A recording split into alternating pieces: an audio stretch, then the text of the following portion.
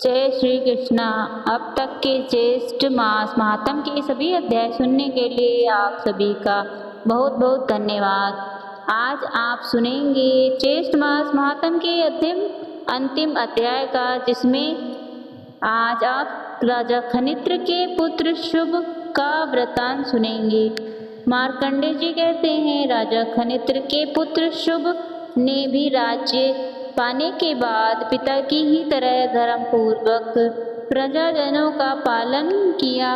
वेदनशील तथा अनेक यज्ञों के अनुष्ठान करने वाले थे। उन्होंने व्यवहार आदि के मार्ग में शत्रु और मित्र दोनों के प्रति एक समान भाव रखा। एक दिन महाराष्ट्र अपने राज्य सिंहासन पर बैठे हुए थे। उस समय श्रवण और वेद जनों ने कहा, महाराज, पूर्व काल में जैसे सुख नाम के राजा हुए थे, ठीक वैसे ही आप भी हैं। प्राचीन रजक ब्रह्मा जी के पुत्र थे। उनका चरित्र जैसा था वैसा ही वर्तमान महाराजा का भी है। पहले के महाराज से कभी नहीं लेते थे और उन महात्माओं ने प्रजा से प्राप्त हुए आदि भाग के द्वारा इस पृथ्वी पर निष्काम यज्ञ भी किया। राजा बोले, मेरे जैसा कौन मनुष्य उन महात्मा राजाओं का पूर्ण रूप से अनुसरण कर सकेगा। फिर भी उत्तम आचरण वाले पुरुषों के समान कार्य करने के लिए प्रयास अवश्य ही करना चाहिए। इसलिए इस समय में जो प्रतिज्ञा करता हूँ उसे ध्यान पूर्वक सुनो। मैं महाराज चुपके चरित्र का अनुसरण करूँगा और खेती का अभाव होने का, उसका अभाव दूर होने पर 3 दिन यज्ञ का अनुष्ठान करूँगा। मेरी यह प्रतिज्ञा संपूर्ण भूमंडल के लिए आज के पहले गौ और ब्राह्मण ने जो राजगढ़ दिया है वह सब उन्हें की सेवा में वापस लौटा दूंगा। ऐसी प्रतिज्ञा करके राजा ने अपना सब कुछ वैसा ही किया। वे खेती मेरी दान अर्थात बारिश न होने पर या अतिवृष्टि होने पर 33 यज्ञों का अनुष्ठान करते थे। पहले गौ ब्राह्मण ने पूर्व के राजाओं को जितना कर दिया था उतना धन उन्होंने वापस लौटा दिया। राजा की पत्नी नाम प्रथम था और उनके गर्भ से वीर नामक उत्तम पुत्र पैदा हुआ। उसने अपने प्रताप और पराक्रम से पृथ्वी के सभी राजाओं को अपने वश में कर लिया। विदर्भ राजकुमारी नंदिनी उसकी प्रियतमा पत्नी थी, जिसके गर्भ से उसने विभिन्न नामक पुत्र को जन्म दिया। विभिन्नक्ष भी महाबलवान राजा हुआ। उसके शासनकाल में आबादी अधिक हो जाने से संपूर्ण पृथ्वी मनुष्य से भर गई थी। समय पर वर्षा होती, पृथ्वी पर खेती लाई लहराए करती, खेतों में अच्छे ड्रोन लगते और दोनों में पूर्ण रस भरपूर रहते थे। वीर रस मनुष्यों के लिए पुष्टिकारक होते, किंतु वह पुष्टि उम्मीद अर्थात क्रोध या व्याकुलता पैदा करने वाली नहीं होती थी। लोगों के पास जो भी धन इकट्ठा होता वह कभी भी उनके गर्व का कारण नहीं बन सकता। प्रजा स्वस्थ थी और स्वर द्वारा भांति पूजित होकर प्रसन्नता प्राप्त करता था। राजा विष भी बहुत भी यज्ञों का अनुष्ठान और पृथ्वी की भली भांति पालन किया करता।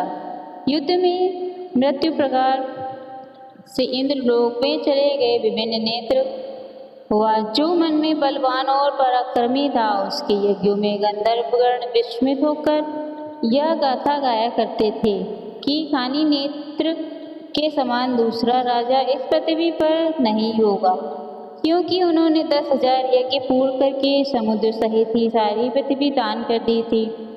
महात्मा ब्राह्मण को समूची पृथ्वी का दान देकर उन्होंने तपस्या से द्रव्य इकट्ठा किया और उसके द्वारा पृथ्वी को छुड़ाया।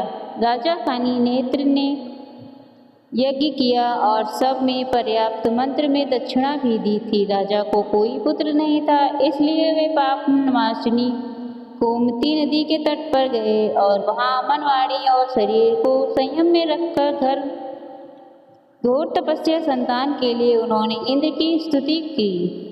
तपस्या और भक्ति से संतुष्ट होकर देवराज इंद्र ने कहा, राजन, मैं तुम पर बहुत प्रसन्न हूँ। कोई वर को बोलो। देवेश्वर, मुझे कोई पुत्र नहीं, इसलिए आपकी कृपा से मुझे पुत्र प्राप्त हो। वह पुत्र समस्त शास्त्रधारियों में श्रेष्ठ, अक्षय ऐश्वर्य संयुक्त, धर्मपालक और धर्मयज्ञ हो। देवराज ने तथास्तु का आशीर्वाद दिया। राजा का मनोरथ पूर्ण हो गया। अब वे प्रजा का पालन करने के लिए अपने नगर में आए। वहाँ वे विविध पूर्वक यज्ञ का अनुष्ठान और धर्म पूर्वक प्रजा का पालन करने लगे। उस समय देवराज इंद्र की कृपा से उन्हें पुत्र हुआ, जिसका नाम उसके पिता ने पुत्र को सभी अस्त्र शस्त्र की शिक्षा दी। पिता की मृत्यु के बाद जब राजा सिंहासन पर आसीन हुआ, तब उन्होंने पृथ्वी के संपूर्ण राजाओं को अपने वश में कर लिया। किंतु पराक्रमी राजा, जो सब प्रकार के साधन और वन धन से संपन्न थे, एक साथ मिल गए और उन्होंने राजा व्यास को उनकी राजधानी में ही घेर लिया।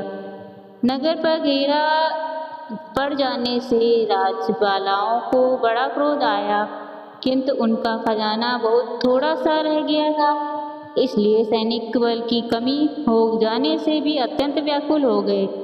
जब उन्हें और कोई शरण नहीं दिखाई दी, तब वह दुखी होकर दोनों हाथ मुंह के आगे करके जोर जोर से सांस लेने लगे।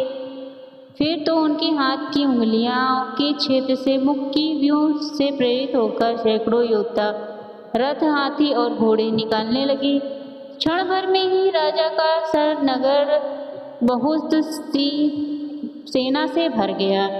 उस विशाल सी सेना के साथ नगर में बाहर निकालकर उन्होंने उन शत्रुओं राजाओं को परास्त कर दिया। सबको अपने अधीन करके उन पर कर लगा दिया और कर का दमन करने वाले अर्थात हाथों को थूकने से उन्होंने शत्रु का नाश करने वाली उस उत्पन्न की। इसलिए वे राजा साधु करमधारक कहलाने लगे। करम धर्मात्मा साप प्राणियों के मित्र और तीनों लोगों में विख्यात थे। जब राजा संकट में पड़े हुए थे, तब साक्षात धर्म ने उनके पास पहुंचकर शत्रुनाशक प्रदान की और स्वयं ही उन्हें अदृश्य भी कर दिया। राजा वीरचंद्र की सुंदरी कन्या वीर ने, जो उत्तम व्रत का पालन करने वाली थी, स्वयंवर में महाराज कंस का वर्ण किया था, उनके साथ विवाह रचाया। उसके गर्भ से महाराज ने अविच्छित नामक पुत्र उत्पन्न किया। अब उनके नाम का प्रसंग भी सुनो। पुत्र उत्पन्न होने पर राजा का रंग हमने उनके ग्रह आदि के विषय में ज्योतिषियों से पूछा। तब ज्योतिषियों ने कहा, महाराज, आपका पुत्र उत्तम मुहूर्त, श्रेष्ठ नक्षत्र और शुभ लग्न में उत्पन्न हुआ है, इसलिए यह महान पराक्रमी परम स्वभाव की बात और अधिक होगा। बृहस्पति और शुक्र 7वें स्थान में तथा चंद्रमा 4थे स्थान में रहकर इस बालक को देखते हैं। 11वें स्थान में स्थित बुध 20 को देखते हैं। सूर्य, मंगल और शनिश्चर की इस पर दृष्टि नहीं, इसलिए यह सब प्रकार से संपत्तियों से युक्त होगा। ज्योतिषियों की बात सुनकर राजा कर्ण धाम को बड़ी प्रसन्नता हुई। राजा कहने लगे, मेरे पुत्र को बृहस्पति और बुध देखते हैं और सूर्य, शनिश्चर, मंगल से यह दूर है, अर्थात उनकी दृष्टि से यह दूर है, इसलिए इसका नाम अवशित होगा। कर्म के पुत्र अवशित वेद वेदंगों में पारंगत विद्वान हुए। उन्होंने मुनिवर कान के पुत्र से संपूर्ण अस्त्र विद्या की शिक्षा ग्रहण की और उसी रूप में अश्विनी कुमार बुद्धि ने बृहस्पति कांति में, चंद्रमा तेज में, सूर्य धैर्य में, समुद्र और क्षमा में पृथ्वी के समान थे। वीरता में तो उनकी कोई बराबरी करने वाला ही नहीं था। एक समय की बात है, विशाल की कन्या वैशाली को प्राप्त करने के लिए उसके स्वयंवर में गए। सुंदर दांतों वाली सुंदरी समस्त राजाओं की अपेक्षा करके चली जा रही थी। इतने में ही आविष्ट ने उसे बलपूर्वक पकड़ लिया। उन्हें अपने बाल का बहुत अभिमान था। उनके इस काम से अन्य सभी राजाओं का बहुत अपमान हुआ, जो कि बहुत बड़ी भारी संख्या में एकत्रित हुए। इसलिए वे कहीं होकर एक दूसरे से कहने लगे, अनेक बलशाली राजाओं के होते हुए किसी एक के द्वारा नई का अपहरण हो गया और आप लोग उसे क्षमा कर दें, ये तो धिक्कार देने वाली बात है। क्षत्रिय वह जो दुष्ट पुरुषों से सताए जाने वालों की रक्षा करे, उसे नुकसान न होने दें। जो ऐसा नहीं करते वे लोग इस नाम का व्यर्थ ही धारण करते हैं। संसार में कौन मनुष्य मृत्यु से नहीं डरता, किंतु युद्ध न करके भी कौन अमर रह गया। यह विचार कर शास्त्रधारी क्षत्रियों को पुरुषार्थ का त्याग कभी नहीं करना चाहिए। यह सुनकर सभी राजा क्रोध में भर गए और एक दूसरे के साथ सलाह करके सभी हथियार लेकर उठ खड़े। शत्रुओं के आते हुए वालों को देखते किसी की तलवार काट देते और किसी का धनुष टुकड़े टुकड़े कर देते। कोई राजकुमार अपना कवच कट जाने के कारण युद्ध के मैदान से ही पलायन कर गया, दूसरा अभिषिक्त के बाणों से घायल होकर पैदल ही युद्ध के मैदान से भाग गया। इस प्रकार जब राजाओं की सारी मंडली व्याकुल हो गई, तब 720 करने का निश्चय करके युद्ध के लिए दूत गए। उन सबको अपने उत्तम कल, युवावस्था और शौर्य की लाज रखती थी। जब सारी ही परास्त होकर भागने लगी, तब वही स्वराज एक मिलकर अभिषिक्त से युद्ध करने लगे। अभिषिक्त अत्यंत क्रोध में भरकर युद्ध में के नियम लड़ने लगे। उन्होंने उन सभी के हथियारों और कवचों को काटकर उन राजाओं ने तरफ से विमुख होकर चारों ओर से, अर्थात जो नियम युद्ध के विपरीत था उसे नियम से चारों ओर से अभिजीत को घेर लिया। भूतों के प्रकार से पीड़ित होकर वे अत्यंत व्याकुल होकर धरती पर गिर पड़े। अवस्था में उन सब ने मिलकर धर्मपूर्वक उन्हें बंदी बना लिया और विशाल के साथ फिर वैदिक नगर में प्रवेश किया। इसके बाद राजा कर्ण धाम, उनकी पत्नी वीर और अन्य राजाओं ने अभिषिक्त के बंदी हो जाने का कारण समाचार सुना। कुछ लोगों ने कर्ण धाम के कहा, महाराज वे सभी राज्यवत कहने लायक हैं जिन्होंने अधिक संख्या में असीम सम्मिलित होकर अकेले राजकुमार को धर्मपूर्वक बांधा है।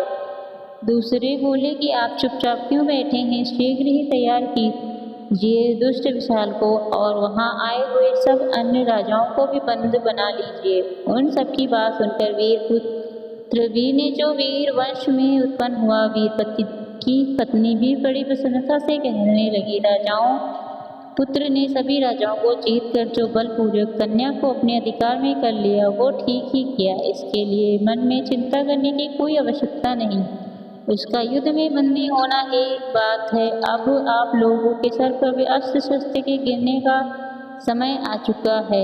युद्ध के लिए शीघ्रता करो, अपने रातों पर स्वयं हो जाओ, हाथी घोड़े और साथियों को भी जल्दी तैयार करो। इस काम में देरी नहीं होनी चाहिए। सबको परास्त करके शोभा पाता है वही शूरवीर कहलाता है। जैसे सूर्य अंधकार को दूर करके प्रकाशित होता है, इस प्रकार सूरवीर शत्रु को हराकर यशस्वी होता है। इस प्रकार पत्नी के उत्साहित करने पर राजा कन्यान ने पुत्र के सत्य का कवच करने के लिए सेना को तैयार होने की आज्ञा दी। इसके बाद उनका विशाल और उनके साथियों के साथ घर युद्ध हुआ।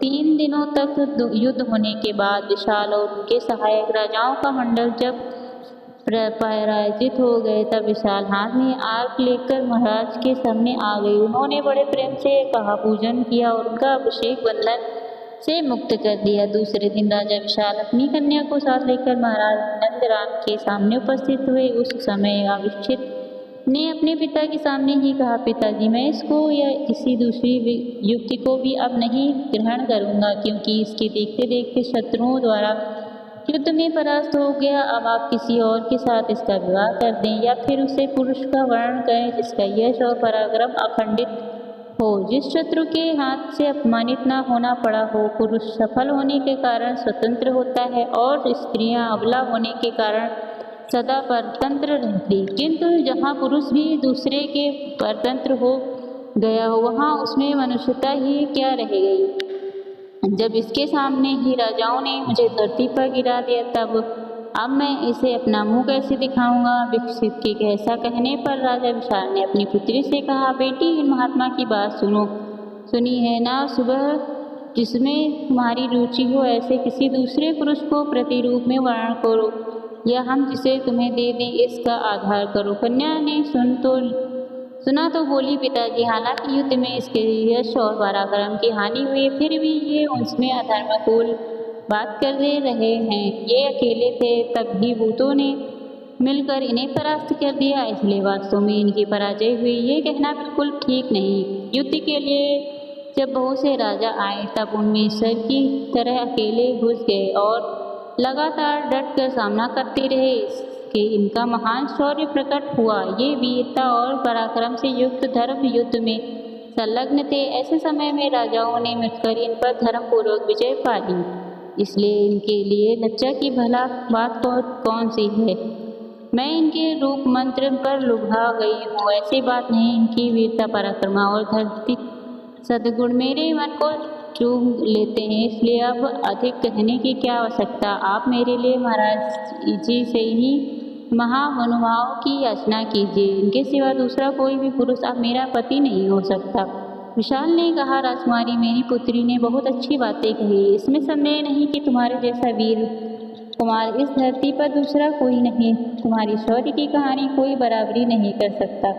तुम्हारा पराक्रम अनंत है। तुम वीर मेरी कन्या को पानी ग्रहण करने के लिए कर को पवित्र करो। तब महाराज कांत हमने अपने पुत्र को समझाते हुए कहा, बेटा तुम राजा विशाल कन्या को स्वीकार कर लो। इस सुंदरी का तुम्हारे प्रति अत्यंत दृढ़ अनुराग है। राजकुमार कहने लगे, पिताजी, मैंने पहले कभी भी इस आज्ञा का उल्लंघन नहीं किया, इसलिए ऐसी अगति थी जिसका मैं पालन कर सकूं। उसे राजकुमारी का अत्यंत निश्चित विचार जानकर विशाल में तपस्या करके इन्हें अपना ही पति बनाऊंगी। इस जन्म में इनके सिवा दूसरा कोई भी मेरा पति नहीं होगा। इसके बाद राजा कर्म राजा विशाल के साथ प्रसन्नता पूर्वक 3 दिनों तक वहीं टिके रहे, फिर अपने नगर को लौट आए। अभिषिक्त को उनके पिता और अन्य राजाओं ने प्राचीन दृष्टाओं के द्वारा बहुत कुछ समझाया।